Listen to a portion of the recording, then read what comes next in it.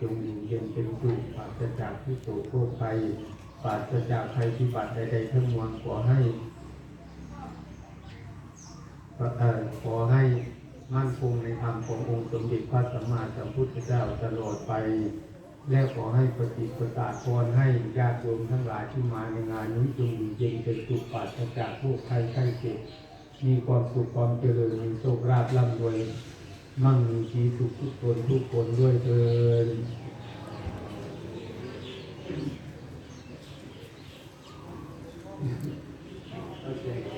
สู้ขวัญนาคอีกแล้วค่ะคุณผู้ชมจ๋ามื้อนี้เนาะมีบวชนาคอีกแล้วค่ะนะโมตัสสะภะคะวะโตอะระหะโตสัมมาสัมพุทธัสสะนะโมตัสสะภะคะวะโตอะระหะโตสัมมาสัมพุทธัสสะนะโมตัสสะภะคะวะโตอะระหะโตสัมมาสัมพุทธัสสะ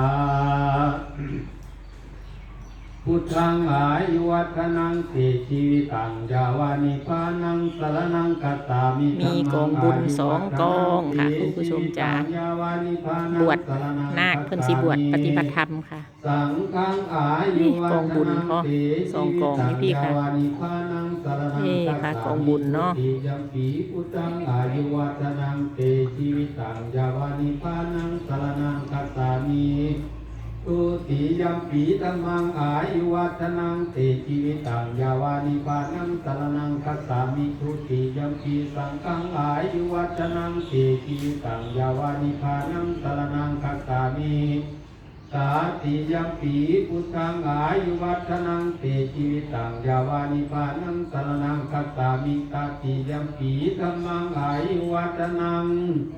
เตชีวิตังยาวานิพานังสรณังคัสสามิตติยัมปีสังฆังอายุวัฒนังเตชีวิตังยาวานิพานังสรณังคัสสามิ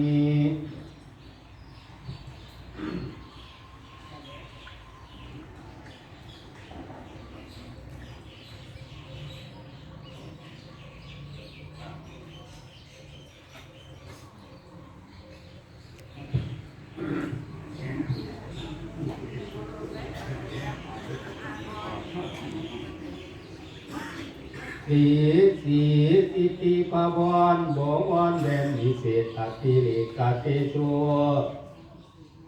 ชัยมังคลามหาสิริมังคเลคัสตะเกตาปุงคุณโมหุมคุณแกงแล้วให้ดูแก้วออกกินเมือง